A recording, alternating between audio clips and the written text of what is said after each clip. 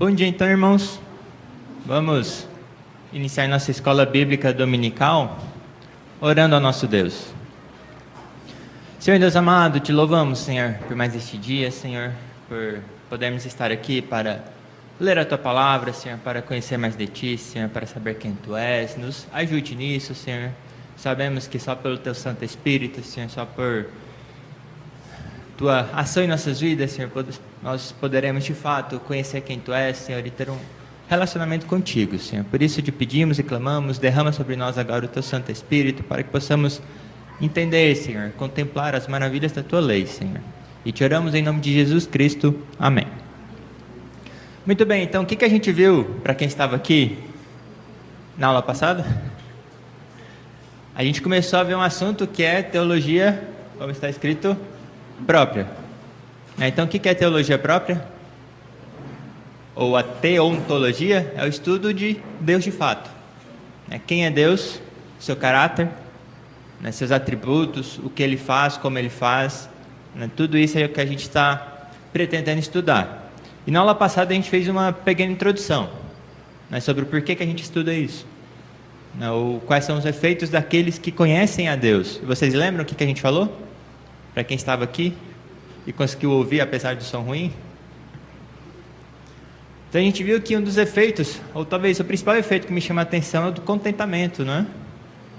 Quando a gente conhece a Deus, o que isso impacta na nossa vida? Por que a gente fica contente? E o exemplo que a gente deu foi o dos amigos de Daniel, Ananias, quais são os outros dois? Misael e Azarias, Mesaque, Abdinego e Sadraque, Então, quando Nabucodonosor falou para eles que eles não ajoelharem, não adorarem a imagem de Nabucodonosor, eles seriam queimados, e quem é o Deus que os livraria da mão do rei? O que eles responderam? Ele falou que se Deus quiser livrar, livrará. Deus tem poder. Se não, Deus ainda é Deus. Vocês podem me matar, vocês podem me queimar, vocês podem fazer o que quiser, isso não vai mudar quem é Deus. Então eles tinham contentamento. Eles não ficavam perguntando onde está o meu Deus no meio dessa situação, desse sofrimento, dessa tribulação, porque eles conhecem a Deus, conhecem as suas promessas, conheciam a sua palavra. Então quem conhece a Deus vive neste mundo de maneira diferente. Um dos pontos principais que a gente falou é que aqueles que conhecem a Deus sabem como viver neste mundo. Aqueles que não conhecem, a passagem nesse estreito globo lá, como o Spurgeon fala, é terrível. É sem propósito, sem significado, sofrimento, trevas. Então a gente conhece a Deus porque Ele nos criou para a glória dEle, para amá-lo, para servi-lo da maneira que realmente é correta. E conhecendo a Deus, nossa vida é profundamente transformada, conhecendo as suas promessas e tudo mais. Tudo bem? Então hoje a gente vai começar a falar, principalmente, o que eu vou basear mais na aula de hoje vai ser o livro do A.W. Bink, que chama literalmente Os Atributos de Deus. Para quem conhece inglês, ele é gratuito. No Bonergismo lá você pode pegar o domínio público, não é pirataria, você pode ler o livro tranquilamente. E ele começa esse livro, a gente vai ver talvez 2 artigos aqui, é uma coleção de artigos que ele escreveu, depois compilou em um livro, que fala sobre Deus. Os atributos, quem Ele é, os decretos de Deus e tudo mais. Ele começa falando isso aqui. O primeiro versículo começa reconcilia-te, ou em algumas outras traduções, uma forma de traduzir é familiariza-te. Conhece a Deus. Pois, reconcilia-te, pois, com Ele, tem paz, e assim te sobrevirá o bem. Que é Jó respondendo lá a aqueles 3 amigos que ele tinha, Ou então, assim diz o Senhor, não se glorie o sábio na sua sabedoria, nem o forte na sua força, nem o rico nas suas riquezas, mas o que se gloriar, glorie-se nisto, em me conhecer e saber que eu sou o Senhor. Então não se glorie nas coisas dessa vida, mas se glorie no quê? Em conhecimento. Um conhecimento, como a gente viu, não um conhecimento qualquer, mas um relacionamento profundo com Deus, sabendo quem Ele é, ao ponto de que se um rei, o mais poderoso homem dessa terra, vir para te matar, você fala, faz o que você quiser, porque o rei de fato, o rei sobre tudo e todos, está no controle de tudo, está no controle da minha alma. Então glorie-se em conhecer e saber que Deus é Deus. Então, o conhecimento espiritual e salvador de Deus é a maior necessidade de toda criatura humana. Então, eu lembro, quando eu estava estudando lá com o material do Sproul, que eles falavam, né, perguntavam para ele, para o Sproul, né, qual que é a maior necessidade das pessoas aí no mundo? Ele respondia, conhecer a Deus. Aí quando ele perguntava mais especificamente para a igreja, qual que é a maior necessidade dos cristãos na igreja? A resposta era a mesma, conhecer a Deus. A maior necessidade, como o Pink fala, é conhecer quem Deus é. Toda criatura humana deve conhecer quem Deus é. Então, o fundamento de todo conhecimento verdadeiro de Deus deve ser uma clara apreensão mental de suas perfeições, conforme reveladas nas Sagradas Escrituras. Um Deus desconhecido não pode ser confiável, servido ou adorado. Então, neste livro lá que o Pink escreveu, um esforço foi feito para expor algumas das principais perfeições do caráter divino. Se o leitor realmente quiser lucrar com a leitura das páginas que se seguem, ele precisa definitivamente e sinceramente implorar a Deus para abençoá-los e Ele para aplicar sua verdade à consciência e ao coração, para que a sua vida seja transformada por meio disso. Então, primeira coisa, um Deus desconhecido, como a gente tem um episódio famoso lá de Paulo no Areópago, um Deus desconhecido não pode ser confiável. Como é que você vai viver nesse mundo se você não conhece quem criou esse mundo? Como é que você vai confiar nesse Deus, a sua vida, se você não o conhece? Quando chega as tribulações, se você não conhece a Deus, você vai certamente fraquejar e cair. Então você precisa conhecer a Deus. Um Deus desconhecido não te serve para nada e você não consegue adorá-lo. Por isso que o culto, a gente se importa tanto em cultuar como Deus ensina, porque Ele primeiramente só aceita assim. Então a gente precisa conhecer a Deus para ter um relacionamento com Ele. E um ponto final aqui que ele fala dessa parte é que existe só uma maneira de conhecê-lo. Não é se esforçando intelectualmente, mas é pelo seu Espírito. Então a gente falou isso um pouco na aula passada também. Não adianta ter simplesmente as Escrituras. Para conhecer a Deus, primeiro, Ele é um Deus transcendente, porém imanente, Ele está conosco. Mas para conhecer Ele precisa se revelar. Se Ele não se revelar, não tem como a gente conhecer. Até um próprio ser humano, alguém como nós, se Ele não se revelar, a gente nunca vai conhecê-lo verdadeiramente. É o nosso cônjuge. Se Ele não se revelar, se Ele esconder tudo que Ele pensa, tudo que Ele realmente é, nós não conheceremos perfeitamente. Deus ainda mais, se Ele não se revelar, não o conheceremos. E Ele se revelou, a gente viu que a natureza é insuficiente para conhecer quem Deus de fato é, e Ele deu a revelação especial dEle, as Sagradas Escrituras, que por si só não são suficientes para conhecê-lo. Precisamos então que os nossos olhos sejam abertos, porque uma vez caído, o que aconteceu com a nossa natureza? Se corrompeu como? Radicalmente. Então nossos olhos estão basicamente fechados, a não ser que Deus abra, que nos dê vida, um morto não consegue conhecer o Deus vivo, certo? Então precisamos do Espírito Santo. Então por isso que o Pink fala que você tem que implorar a Deus para que Ele te abençoe e Ele aplique a verdade dEle na sua vida.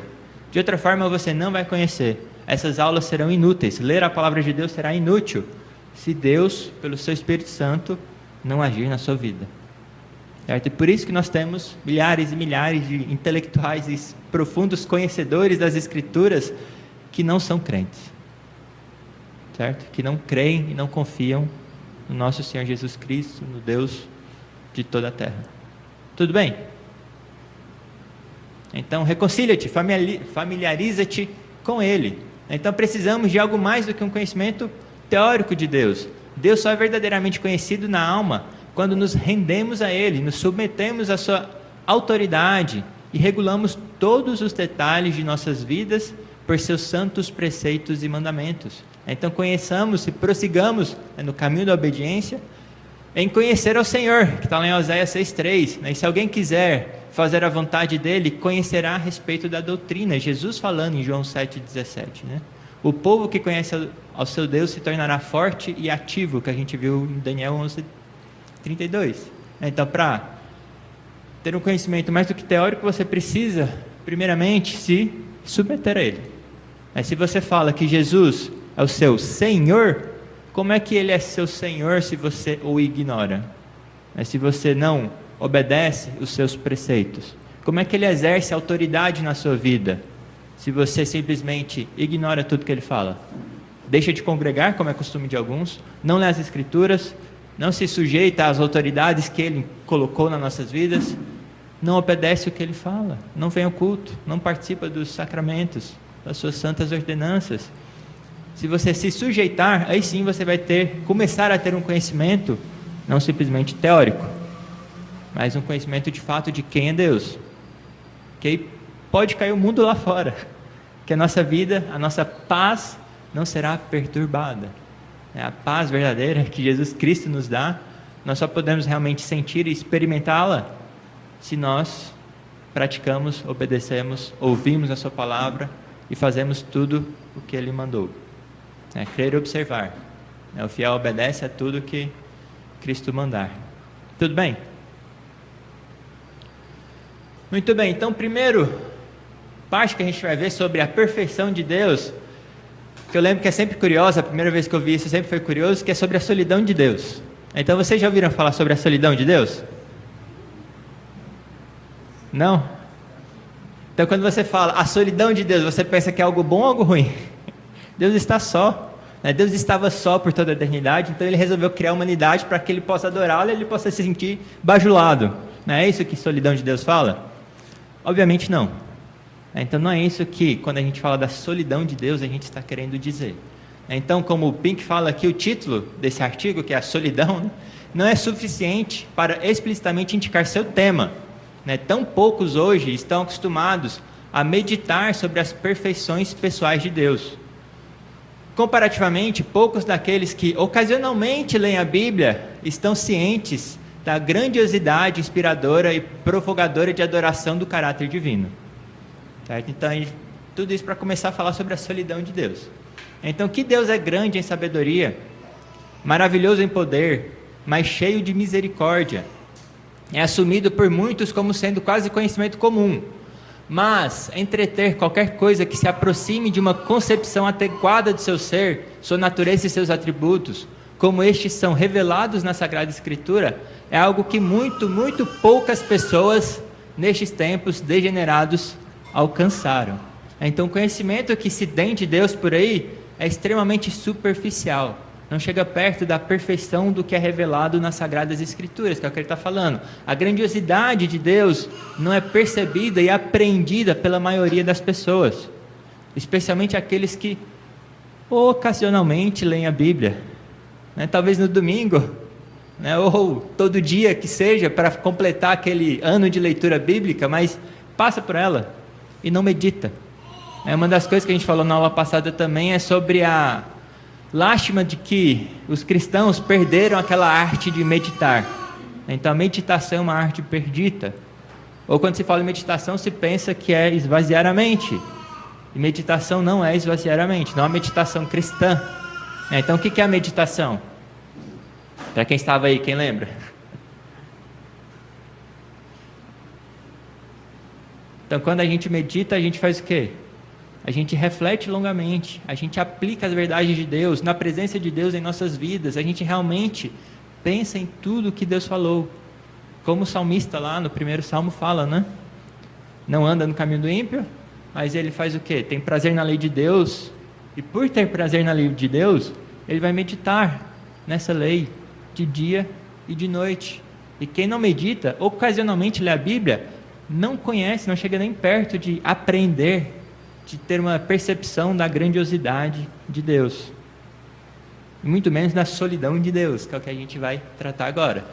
Então Deus é solitário em quê? Em sua excelência. Não há Deus como nosso Deus. Êxodo 15:11, depois que eles cruzaram o Mar Vermelho, Deus matou lá todo o povo do Egito, e libertou então o seu povo. Moisés, no cântico, ele fala: ó Senhor, quem é como tu entre os deuses? Quem é como tu, glorificado em santidade, terrível em feitos gloriosos, que operas maravilhas? Então Deus, não há outro ser como Deus. Quase que eu falei outra criatura como Deus, mas Deus não é criatura, Até meu filho foi falar, tinha uma música lá que é todo mundo é filho de Deus, ou todo mundo é alguma coisa assim, né? Eu mudei lá, todo mundo é criatura de Deus, todos são criaturas de Deus. Ele, não, como que é? Todos são criaturas. Ele, não é todo mundo que é criatura. Deus não é criatura. Por quê? Deus não foi criado. Diferente de todas as outras coisas que Deus chamou à existência, Deus é eterno. Ele habita na eternidade. Nesse sentido, ele é o santo que nunca será igualado, separado de todo o resto, porque ele não tem início, não tem começo, ele é eterno. Então ele é solitário no quê? Tem coisas que ele não compartilha com a sua criação, que a sua excelência é incomparável. Então nesse sentido que o Pink fala sobre a solidão de Deus, tem coisas que pertencem somente a Deus. E ele vai ser sempre só nisso. Nunca vai precisar também de mais nada. A gente vai ver nesse sentido também de que ele não precisa de mais nada. Então a Bíblia começa assim. Gênesis 1:1, no princípio Deus. Então no princípio Deus. É Deus. E ele fala, né? Houve um tempo, se é que se pode chamar de tempo, quando Deus, na unidade da sua natureza, embora subsistindo igualmente em 3 pessoas divinas, habitava sozinho. Então no princípio Deus, não havia céu, onde sua glória agora é particularmente manifestada, não havia terra para atrair sua atenção, não havia anjos para cantar seus louvores, nem universo para ser sustentado pela palavra do seu poder, não havia nada, ninguém, a não ser Deus. Certo? Então as coisas não foram criadas a partir do nada. Então a gente fala que Deus criou todas as coisas do nada, né? Ex nihilo nihil fit. Do nada, nada sai. Então, se nunca houve nada, em algum tempo nunca não havia nada, nada existiria agora. Mas Deus, eterno, sempre existiu. Então, no princípio, existindo somente Deus, Ele criou todas as coisas. Então, na eternidade passada, nada havia a não ser Deus. Certo?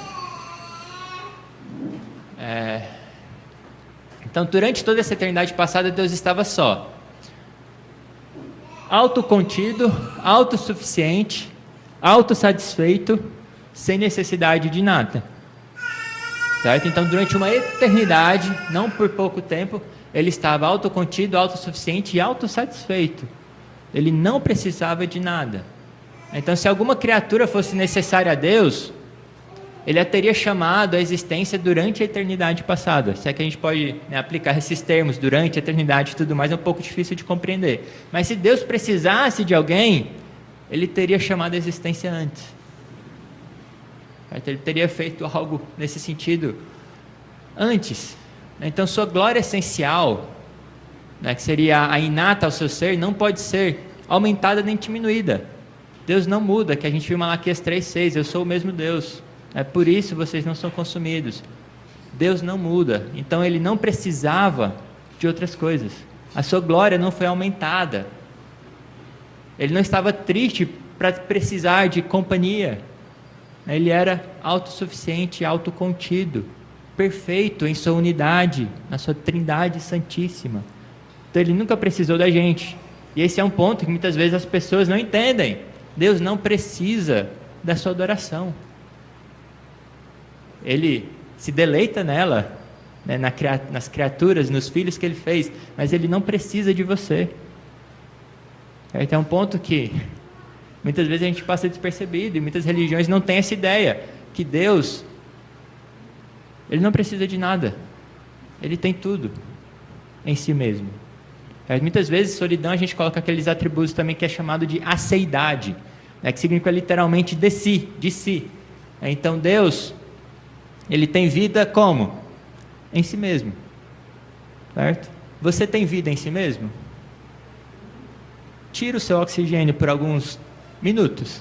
O que vai acontecer? Vai morrer. Tira a sua água por alguns dias. O que vai acontecer? Vai morrer. Tira a sua comida por mais dias. Vai morrer. Deus pode morrer? Deus precisa de algo fora dele? Não. Deus, ele é, como o Pink coloca aqui, autossuficiente. Ele não precisa de nada, de ninguém. Nem para se satisfazer, para sair do tédio e coisas assim que a gente pensa. Deus não precisa. Ele é solitário em sua excelência. Então Deus não estava sob nenhuma obrigação, nenhuma necessidade de criar. Certo? Ele decidiu criar por um ato soberano da sua parte. Efésios 1, 5 e 11 fala, né? Segundo o seu conselho e beneplácito da sua vontade. Vamos abrir lá em Efésios 1. Na verdade, o Pink ele usa bastante esses versos.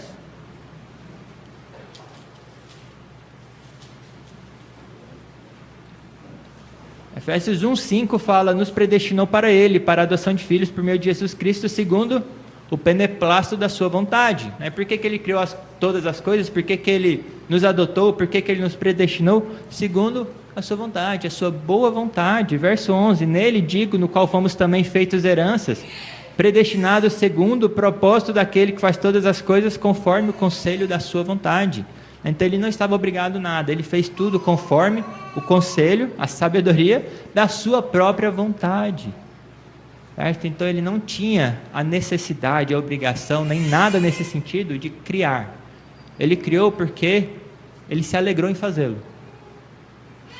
Porque ele quis, não porque ele precisava, não porque ele estava só e sentindo triste. Quando a gente pensa em sentir só, a gente pensa sempre em tristeza, porque fomos feitos para viver em comunidade, em família de Deus. Deus, ele não tem nenhuma necessidade nesse sentido. Então ele criou tudo para manifestar a sua glória. Mas nossa adoração não acrescenta nada a Deus. Romanos 11, 34 e 35, vamos abrir lá também. Também é um texto, uma parte bem conhecida. Romanos 11. Eu vou ler o 33 também, que começa: ó profundidade da riqueza, tanto da sabedoria como do conhecimento de Deus. Quão insondáveis são os seus juízos, e quão inescrutáveis os seus caminhos. Quem, pois, conheceu a mente do Senhor? Ou quem foi o seu conselheiro? Ou quem primeiro deu a ele para que ele venha a ser restituído? Então alguém, por acaso, aconselhou a Deus? Alguém ensinou a Deus? Alguém falou para ele o que deveria ser feito? Ninguém. Então Deus está criando para manifestar a sua glória, de acordo com a sua própria vontade, e nada é acrescentado a Deus, e nada pode ser restituído a Deus, nada pode ser devolvido a Deus, nesse sentido que Ele já é perfeito em seu ser. Então Deus, Ele é honrado ou desonrado em seu caráter oficial, como o Senhor de toda a criação e do universo, mas nunca em seu ser essencial. Então a majestade de Deus, a glória de Deus, não pode, a glória essencial dele, do seu ser de fato, não pode ser alterada, diminuída ou aumentada. Certo? Como a gente viu, se Deus é perfeito, se a gente muda isso, a gente só vai poder mudar para pior. Então a gente não pode melhorar a perfeição. Então Deus pode ser glorificado pela criação, pela providência e redenção, mas apenas em sua expressão externa. Internamente nada muda. Se Deus quisesse, Ele poderia ter permanecido só desde a eternidade. Afinal, o que são as criaturas diante de Deus? Abram lá Isaías 40. Isaías capítulo 40.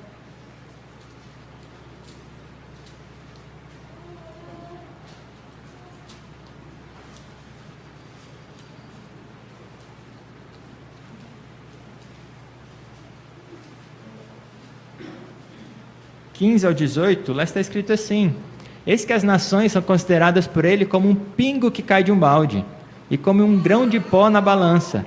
As ilhas são como pó fino que se levanta.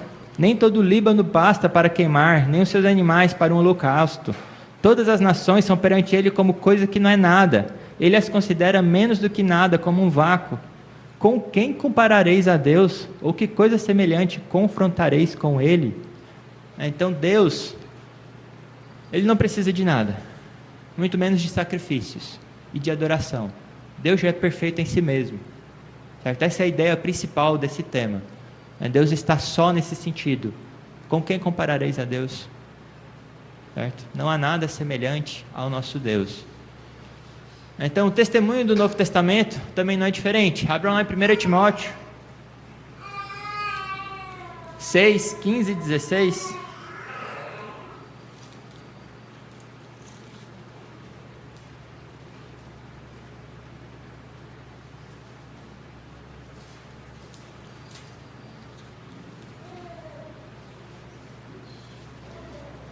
1 Timóteo 6, 15 e 16, lá fala assim: é sobre a manifestação do nosso Senhor Jesus Cristo, a qual, em suas épocas determinadas, há de ser revelada pelo bendito e único soberano, o Rei dos reis e Senhor dos senhores, o único que possui imortalidade, que habita em luz inacessível, a quem homem algum jamais viu, nem é capaz de ver. A ele honra e poder eterno. Amém. Então, Deus é o único que habita a eternidade. Deus, ele habita em luz inacessível, o único que possui de fato imortalidade, o único que não pode morrer, que não pode deixar de existir. Só Deus, não há outro como Deus. Aí um ponto. Então, o ponto principal dessa parte aqui é que ele é solitário em sua majestade, único em sua excelência, inigualável em suas perfeições. Certo? Que muitas pessoas, como ele coloca lá, que ocasionalmente leem a Bíblia, são incapazes de perceber a grandeza do ser de Deus. E ele coloca um ponto que na época dele era verdade, provavelmente na nossa também é bem verdade, que quão imensamente diferente é o Deus das Escrituras do Deus do púlpito comum. Então, quando você vê o Deus que é pregado por aí, que tipo de Deus é pregado por aí? É o Deus que precisa que você o adore? É o Deus que muitas vezes é o Papai Noel? É o Deus que muitas vezes é restituído pelo que você faz e fica em dívida para com você?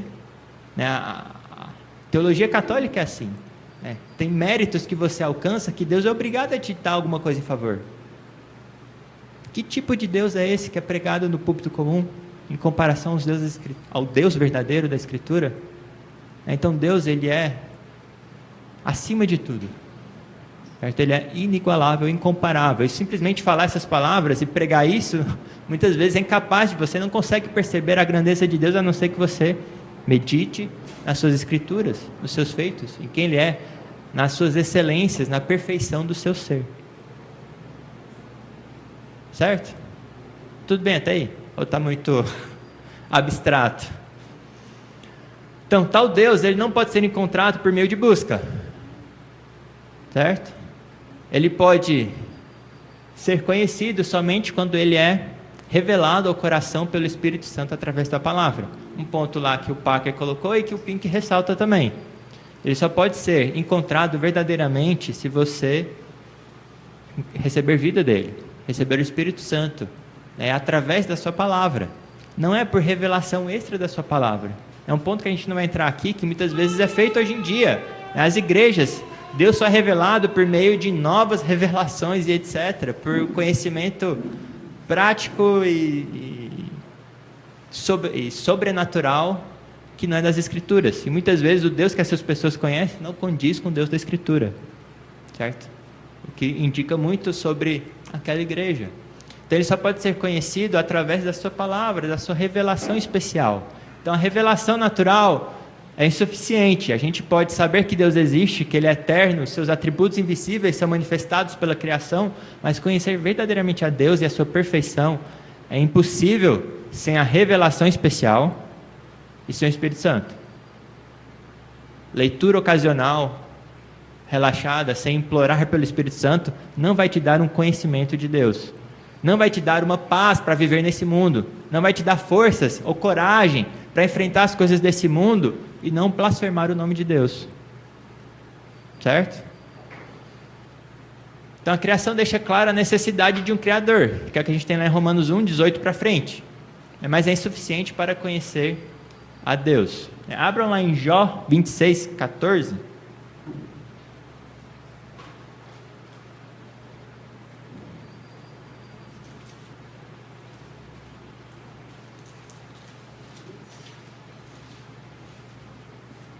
Quem achou pode ler, por favor. Jó 26, 14.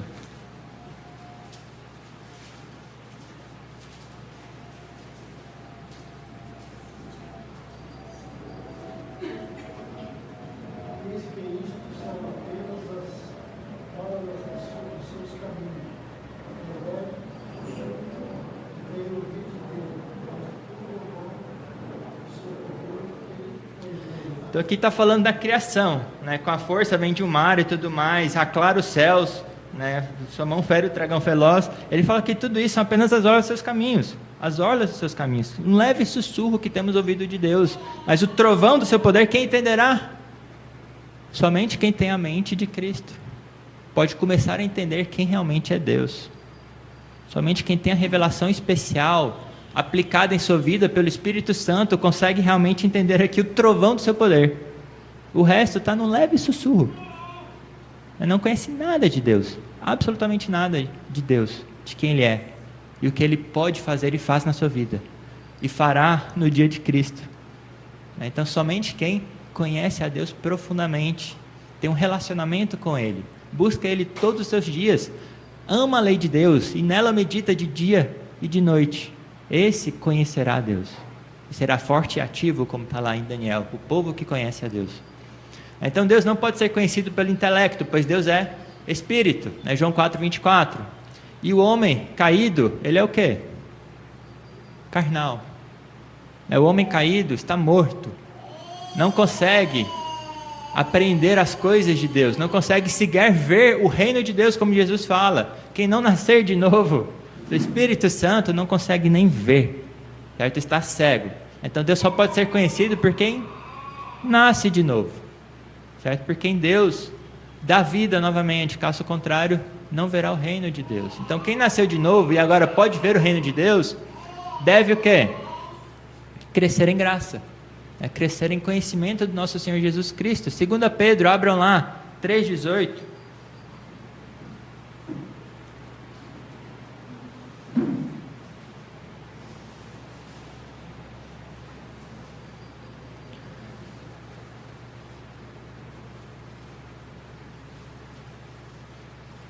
Então ele fala para prevenido de antemão, acautelai-vos, daqueles que ensinam coisas erradas, não suceda que arrastados pelo erro desses insubordinados, descaiais da vossa própria firmeza. E o 18 fala antes, crescei na graça e no conhecimento de nosso Senhor e Salvador Jesus Cristo, a Ele seja a glória, tanto agora como no dia eterno.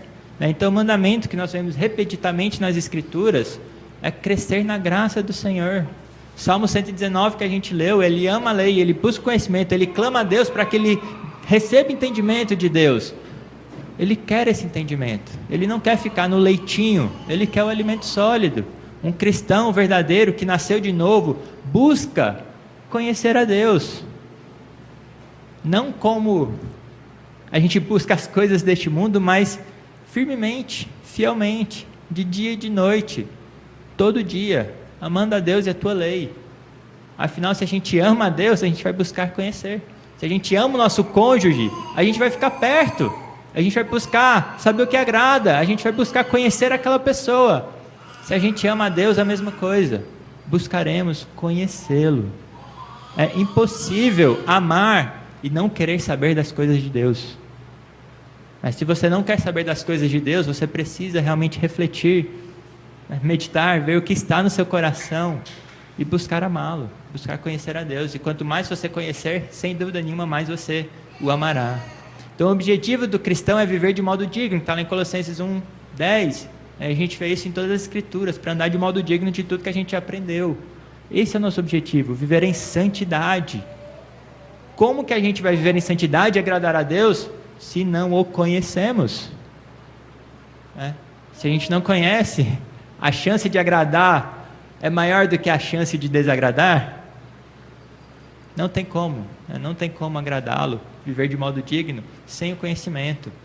Então, para encerrar essa parte da solidão ou a seidade de Deus, o que a gente aprende? A gente entendeu, ou a gente deveria entender, que Deus, Ele é perfeito em seu ser. Deus, Ele não depende de nada. Deus, Ele tem fita em si mesmo. Ele não pode morrer.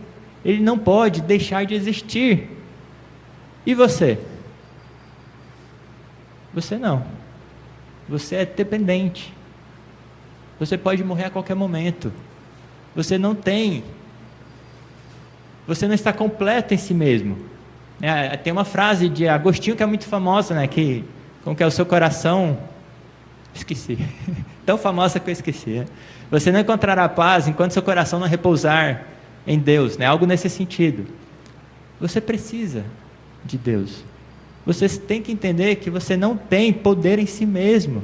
Só Deus tem. Ele é solitário nisso. Deus, ele não precisa de nada, mas você, pelo contrário, precisa desesperadamente de Deus. E você depende de Deus. Nesse sentido também, ele é o sustentador. Deus criou o universo e não deixou de lado. Caso contrário, as coisas deixariam de existir. É só Deus, não depende de nada. A criação depende dele. Se Deus abandonasse a criação, só haveria morte. Então o ponto a entender é esse. Sua vida está nas mãos de Deus. Suas mãos estão na vida de Deus. Então você depende totalmente de Deus. Você não é Deus, nunca será. Você tem que confiar naquele que realmente é perfeito em seu ser. Certo? Então esse talvez é o ponto principal da solidão de Deus. Entender que Ele é perfeito e não precisa de nada. Você é criatura dele. Que foi feito filho de Deus. E depende desse Pai Celestial para o seu pão do dia a dia. Por mais que a sua conta esteja cheia, você precisa pedir a Ele, dia após dia, o seu pão, porque não é aquela conta bancária, o seu salário, a sua profissão que vai te sustentar. É só Deus. Certo? A nossa vida é extremamente frágil. Não nos comparamos a Deus. É só Deus que é incomparável e eterno. Tudo bem? Alguém quer falar mais uma coisa nessa parte, antes de a gente passar para o próximo ponto? Sim. Esses atributos, da autoexistência de Deus, ele está totalmente fora de moda, eu diria assim, com certeza. Eu tenho pincelado sobre isso, mas o que a gente tem visto por aí realmente é uma figura pintada de Deus, que é um Deus que precisa do homem de uma forma como se ele não tivesse capacidade alguma de fazer as coisas por si mesmo.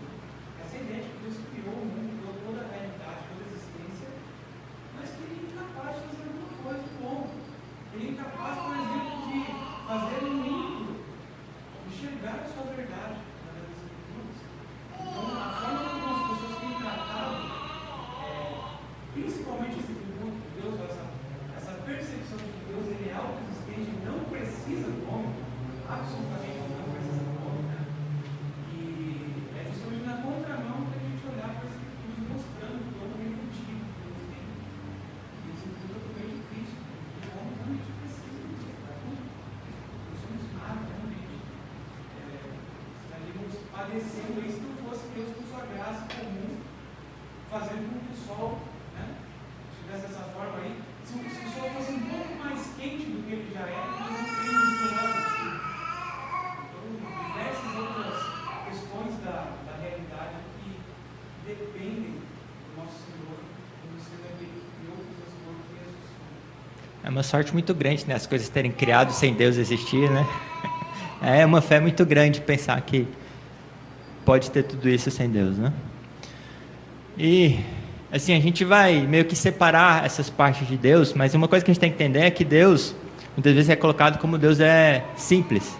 Ele não é composto, certo? Então, quando a gente fala que Deus é simples, quer dizer que Ele não é um pedaço poderoso, um pedaço conhecimento, um pedaço isso. As coisas todas, a gente vai ver, elas se interrelacionam de uma forma que Deus realmente ele é simples. Então, não dá para separar as coisas no sentido de Deus ser parte cabeça, parte braço, etc. Então, a gente vai ver muitas coisas se relacionando. Muitos gostam de separar essa parte nas atributos incomunicáveis, comunicáveis, etc. A gente vai, um pouco sistematicamente, separar, estudar algumas coisas dela, mas está tudo ligado. E o próximo ponto que a gente vai ver é sobre os decretos de Deus, que está muito ligado também ao seu poder e a quem Ele é. Certo? Então, os decretos de Deus, o que é o decreto de Deus? Algumas vezes é colocado no singular também, porque quando Deus decretou as coisas, Ele não decretou uma sucessão de coisas, ou vários decretos um após o outro. Porque Deus é eterno, na eternidade, de uma só vez, numa mente que não precisa de passos para entender, decretou tudo de uma vez. Então, algumas vezes vocês vão ver o decreto de Deus ou os decretos de Deus, que pode ser mais fácil da gente entender. Mas quando a gente está falando de decreto de Deus ou os decretos de Deus, a gente fala que é o seu propósito ou determinação com respeito as coisas futuras. Muitas coisas no nosso tempo já aconteceram. Na eternidade era tudo futuro. Então a gente está falando aqui sobre o seu propósito, sobre o que ele determinou para os acontecimentos. Tanto que os que para a gente já aconteceu, como os que ainda vão acontecer. Então os decretos de Deus são mencionados nas Escrituras de diversas formas. Então a gente vê decretos literalmente, né, Salmo 2,7. A gente vê eterno propósito, Efésios 3,11. A gente vê vontade também aparecendo várias vezes, Efésios 1,9, e a gente leu também. Determinado desígnio e presciência, Atos 2,23, quando Deus fala que comandou que Jesus morresse, né, e vocês mataram o Filho do Homem, o Filho de Deus. Então foi pelo determinado desígnio e presciência que Deus comandou que Jesus morresse. Ou também aquela palavra que gera pouca polêmica, que é predestinou. Então tudo isso está relacionado aos decretos de Deus, que é o que a gente vai tratar aqui. Então Efésios 1,11 afirma que é o conselho da sua vontade. Então o primeiro ponto a gente pensar nos decretos de Deus é que Deus não faz essas coisas por capricho, como a gente entende por capricho. Então quando Deus determina e decreta, não é porque ele sentiu vontade, agora eu quero que seja assim, né?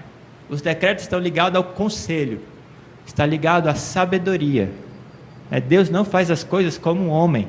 Deus não é como nós, caídos especialmente. Deus decreta as coisas com sabedoria, com propósito, sempre relacionado a isso. Então todas as coisas, está relacionado a todas as coisas sem exceção, certo? Então os decretos de Deus se relacionam a tudo sem exceção. O que acontece no tempo foi pré-ordenado antes da fundação do tempo. Tanto coisas grandes como coisas pequenas. Todas as coisas, sem exceção, foram pré-ordenadas antes da fundação do tempo, que a gente tem na nossa confissão de fé de Westminster, que é um ponto também que depois tem ponto e vírgula e fala que Deus não é autor de pecado, etc. Mas Deus decretou, não simplesmente os eventos grandiosos que aconteceram, a morte de Jesus e etc. Ele decretou tudo. Aí depois a gente vai ver um pouco mais sobre esse ponto em específico. Então seu propósito engloba tudo, quer seja pequeno, quer seja grande, quer seja bom, quer seja mal. A gente vai ver que Deus não é o autor do mal, certo? Devemos sempre ter o cuidado em relação a esse ponto, quando a gente fala de mal, que é o que eles falam que é o princípio a priori de toda a teologia. Deus não é o autor do mal. Deus não faz o mal moral, certo? É impossível, certo? Impossível. Então, o pecado não pode proceder de um Deus santo por meio de um decreto positivo e direto, mas apenas por um decreto permitivo e ação negativa. E a gente já falou, o Murilo também falou sobre essa questão das palavras que são usadas, permissão e etc. Então, isso tudo já foi falado também. Então, a gente vai ver como Deus decreta todas as coisas e como que é esse decreto. Toda aquela questão, até a predestinação é dupla. Se Deus predestinou algumas pessoas para a salvação, o que ele falou ou predestinou para as outras pessoas? Ele predestinou então uns para a salvação e outros para a perdição. Só que um de forma ativa, ele gerou vida, ativamente deu o Espírito Santo para a pessoa. Para os outros, de forma passiva, ele permitiu que elas ficassem em seus caminhos, Romanos 1,18 e tudo mais, e por isso serão condenadas. E no fim a gente vai falar de responsabilidade humana também. Mas Deus, e o ponto principal é esse, decretou todas as coisas. Quer falar alguma coisa?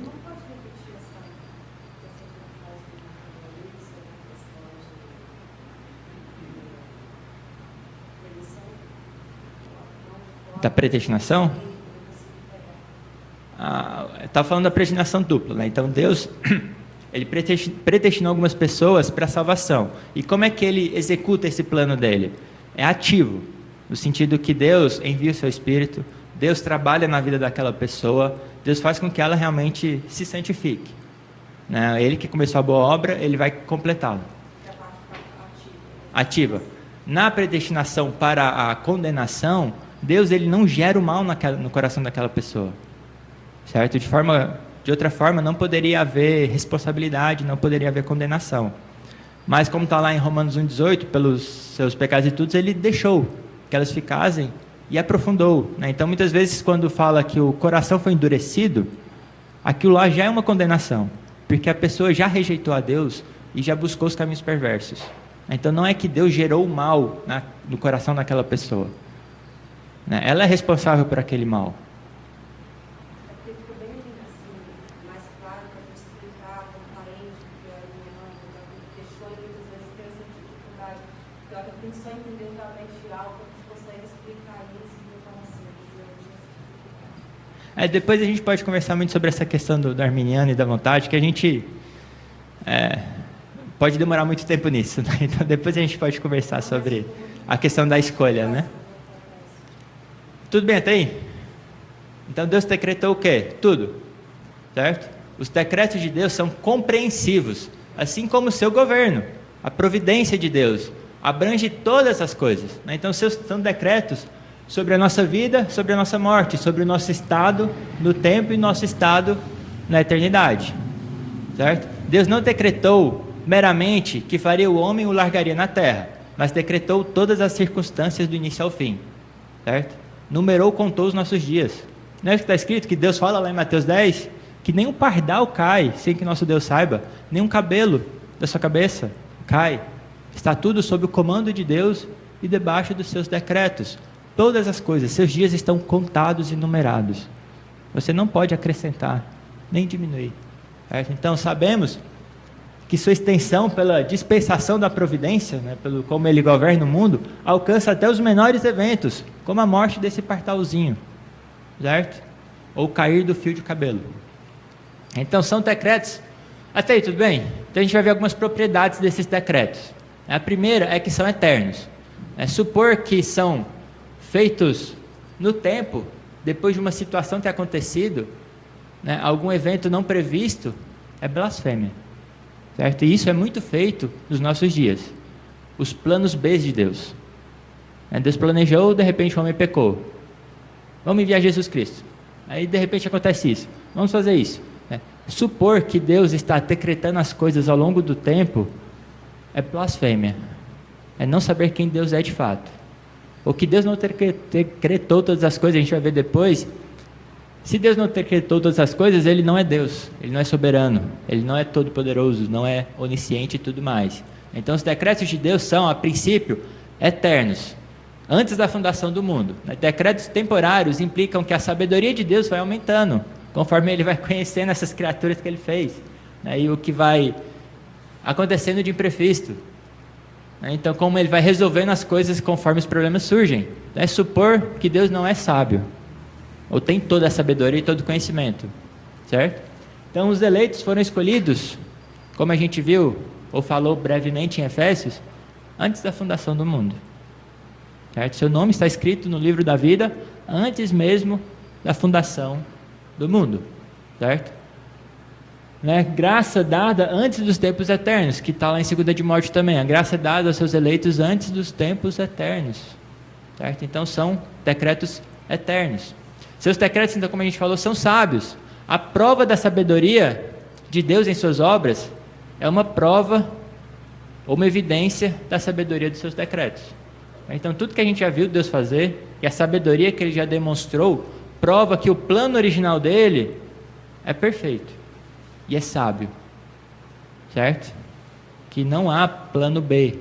E todo plano é revelação de Deus demonstrada na Escritura, é perfeito. Romanos 11, 33, que a gente passou ali brevemente também, Salmo 104, que fala pela criação, né? Que sabedoria nas suas obras, na diversidade que Deus criou e tudo mais. Tudo isso, toda essa maravilhosa criação e o seu governo na criação prova a sabedoria dele no seu plano, certo? E o plano, sim? Não?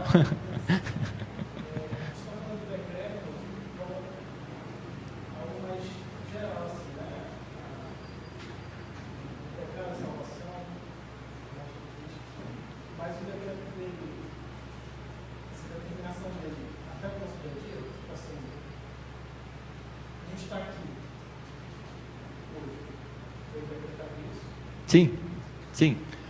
Hoje vai ser pregado um texto que não vai ser nesse ponto talvez, mas quando a gente tem lá a história de José, é uma história bem interessante, que Deus decretou, e fala sobre a vontade concorrente de Deus, Gênesis 50, 20, Que é exatamente o texto principal que fala sobre isso, que vós, na verdade, intentastes o mal contra mim, porém Deus o tornou em bem para fazer como vedes agora, né? Que se conserve muita gente em vida.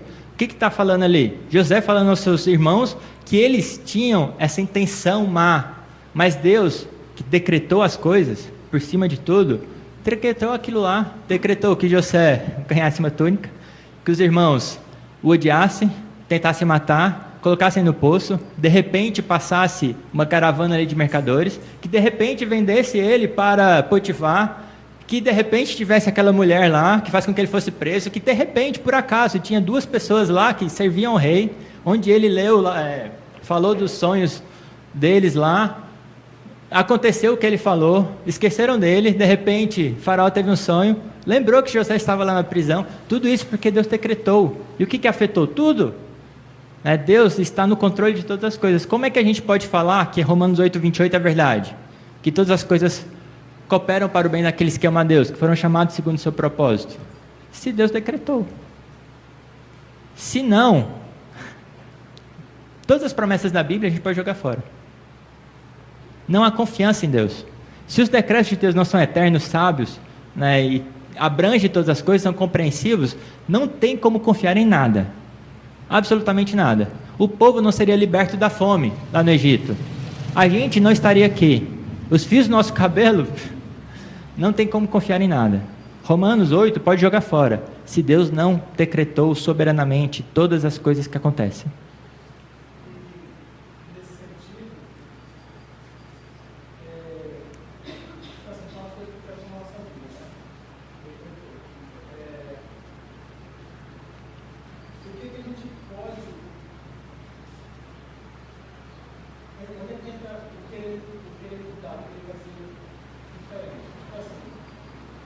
Por exemplo, da crucificadeira, né? No crucificadeiro o cara, por exemplo, real disso, né? Então, só ficar calmo. Mas aí também eu decretou, ficar calmo, ele ou no cadeiro, entendeu? Também nesse sentido aí, simples, mas podemos falar com outras áreas, né? Se me coloca numa posição, né? Não, mas conhecido Deus não colocou ele. Mas, sei lá, não estou satisfeito com aquele lugar, com aquela situação. Eu também daí, mas então o negócio está aqui e onde é que, ou buscar melhoria, alguma coisa diferente, e onde é que entra, entendeu?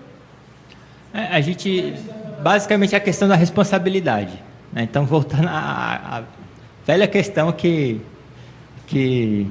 aflige todos os eleitos de Deus por todos os tempos, desde que é a questão de que Deus é soberano, Deus decretou as coisas, e a gente, qual que é o nosso papel? Voltando para a Gênesis 50:20, fala que Deus decretou que José fosse parar no Egito, mas o que fala sobre a responsabilidade dos irmãos? Eles intentaram o mal, eles têm parte e culpa nisso. Então Deus, ele decretou os meios e tudo mais, mas cabe a nós também essa responsabilidade, muitas vezes é colocado como um aparente, não é um verdadeiro, é um aparente paradoxo. Como que pode Deus ser soberano e a gente ser responsável? Por que a gente fala que é aparente? Porque isso é o que é ensinado na Bíblia. Então não é paradoxo, certo? Verdadeiro. É porque a gente não entende. Mas o fato é que Deus é soberano, decretou todas as coisas e nos colocou em responsabilidade. Então nós devemos o quê? Cumprir o que Ele diz. Ele nos ordena que nós façamos, para que a gente cumpra, para que a gente busque, para que a gente faça o que Ele manda, para que a gente entende no nosso coração o bem, que a gente só pode fazer porque Ele gerou fé em nós, Espírito Santo e tudo mais. Então Ele comanda as coisas, apesar de Ele ter decretado, somos responsáveis por fazer aquilo lá, por buscar a santificação. Ele nos dá o Espírito Santo, que nos ajuda na santificação, nós devemos também buscá-la, na nossa parte. É a questão da oração. A nossa oração vai mudar a mente de Deus?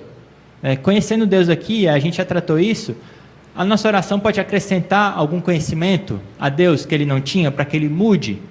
Não. A oração, ela pode convencer a Deus de que Ele estava fazendo algo errado, ou seja, Ele não é perfeito e planejou algo errado que poderia ser melhorado? Não. A nossa oração, ela muda as coisas? Deus falou que muda. é eficaz, a oração do justo é eficaz, porque é o meio que ele decretou que as coisas acontecessem. Não vai mudar a cabeça de Deus, mas Deus decretou que esse era o meio que a gente deveria buscá-lo. Então a responsabilidade humana não tem como te dar uma resposta e conciliar claramente, perfeitamente na sua cabeça que Deus é soberano e nós somos responsáveis. Mas isso é o que a Escritura sempre ensina, e cremos que ela é verdadeira. Então somos responsáveis para buscar fazer o que Deus comandou.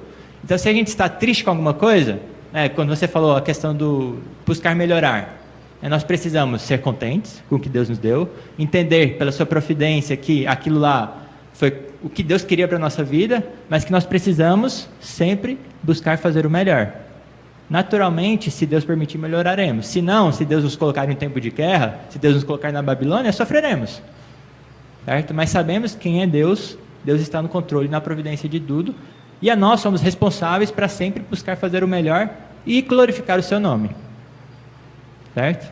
Seja na fartura, seja na fome, seja na abundância, seja na falta de tudo, contente a Deus.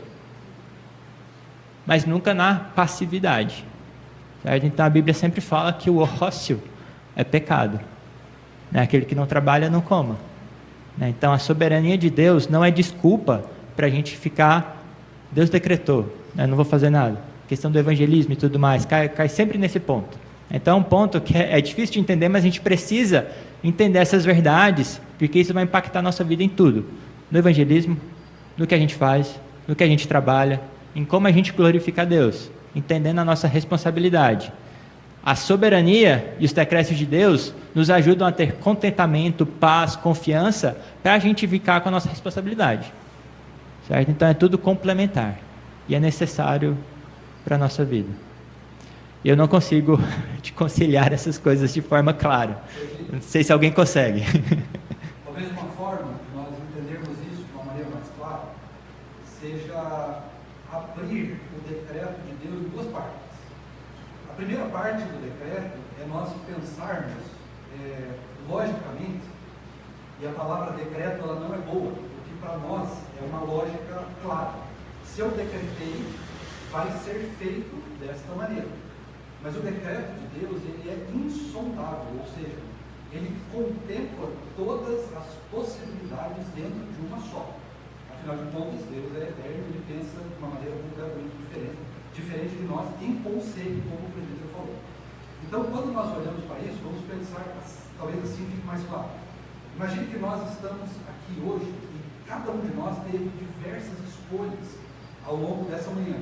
Você pode escolher talvez o que você comeria, o que você tomou de café ou não tomou, se você foi para a academia ou não foi, se você escolheu a roupa tal ou a roupa tal. Dentro dessas possibilidades, todas elas estão escritas. Todas estão escritas. E todas serão cumpridas de alguma maneira. O que para nós é muito difícil de compreender, por exemplo, existe a possibilidade do bem, ou de fazer aquilo que é certo diante de Deus, e existe a possibilidade do pecado. Por causa do pecado no mundo, aqueles que não têm a Deus sempre vão escolher o pecado. Porque é o decreto de Deus a partir do pecado. Você sempre vai escolher o pecado. Mas existe a possibilidade de escolher o bem, a partir do momento que nós temos Cristo. Então, se nós abrirmos o decreto nesta possibilidade, nós conseguimos compreender ele melhor acerca disso. Porque se a gente fechar o decreto, num sentido mais fiel possível, ou seja, Deus decretou todas as coisas. Então, nós precisamos dizer, de certo modo, que Deus decretou o pecado, ou seja, ele é coautor do nosso mal. Ele não é, mas ele colocou a possibilidade dele. E a possibilidade dele, a partir do decreto do pecado, nós sempre vamos escolher o pecado, a menos que haja Cristo e o poder do Espírito nas nossas vidas. Aí, nós vamos conseguir, por causa do poder que Deus no decreto, escolher coisas que sejam a vontade de Deus. Talvez assim fique um pouquinho mais simples da gente compreender. Quando a gente estuda livre-arbítrio, talvez ajuda também, né? Nascido Escravo fala sobre isso do Lutero. John Edwards tem um livro muito bom, que é muito difícil de ler, que é sobre o livre-arbítrio. Eu não sei se tem tradução em português. E John Edwards ele fala uma coisa que talvez ajuda também nessa questão do decreto, que é o seguinte, né? Quer Deus tenha decretado todas as coisas que acontecem ou não, Todos os que reconhecem o ser de um Deus, reconhecem que ele conhece, esse ser de Deus que existe, conhece todas as coisas de antemão. Então, do conhecimento lá de antemão de Deus.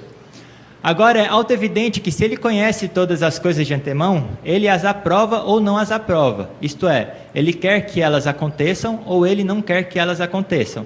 Mas desejar que elas aconteçam é decretá-las. Então, basicamente, se as coisas aconteceram, é porque Deus decretou. Então, exatamente essa parte do decreto de determinar, determinismo, permissão e tudo mais, que são as coisas complicadas que a terminologia muitas vezes não ajuda. Mas se aconteceu, é porque Deus desejou que elas acontecessem. Então, não quer dizer que ele aprova, porque é evidente que ele não aprova o mal. Mas se aconteceu, é porque ele decretou. De outra forma, Deus não seria Deus. Sim.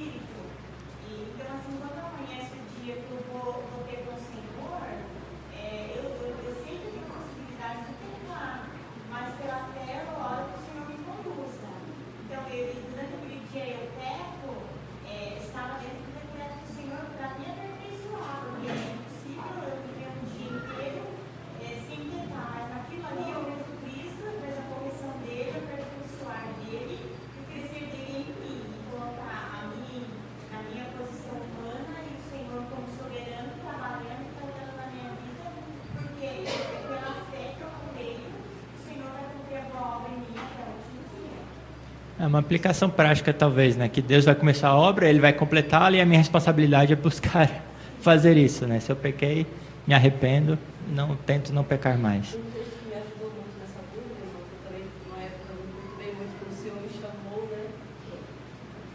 A minerismo foi o texto que diz assim: é o absoluto de Deus. Deus é tão puro de olhos que não pode contemplar o mal. Abacuque. Todas as minhas dúvidas que eu tinha, eu dizia assim: Senhor, eu não compreendo isso. A tua palavra diz que o Senhor é tão puro de olhos que não pode contemplar o mal. Eu não entendo, mas isso é uma verdade bíblica. Então eu tento aprender a conciliar o máximo que eu posso, porque Deus, ele, em sua palavra, ele revela a santidade quando ele desaprovou pecados, né, dos homens, e ele viveu na terra uma vida perfeita. Não dá margem para desconfiar das intenções da santidade de Deus. Então eu reverto tudo para esse texto e aí eu fico É o princípio lá a priori de toda teologia, né? Deus não é o autor do mal. Então, se a gente conciliar tudo com isso, já está muito bom. Nosso tempo passou já. Então, eu vou orar para encerrar. Senhor Deus amado, te louvamos por mais esse dia, Senhor, e pedimos que realmente derrame Teu Santo Espírito sobre nossas vidas, para que possamos realmente te conhecer profundamente, Senhor, e isso mude a nossa vida, Senhor, que possamos não ter apenas um conhecimento teórico, que o saber não nos ensoberbeça, mas que reconheçamos como é que precisamos saber, Senhor, como é que precisamos entender, andar, viver neste mundo, Senhor, e saber que o que foi revelado, Senhor, é para nós, para os nossos filhos, Senhor, e precisamos buscar tudo que foi revelado, Senhor, sobre Ti, sobre nós, sobre essa vida na terra, Senhor, sobre a salvação, porque isso é para o nosso bem, Senhor, para louvor e glória do Seu nome, também para o nosso bem, Senhor, então que possamos guardar no nosso coração as Tuas palavras, Senhor, para não pecar contra Ti. E em nome de Jesus que oramos, amém.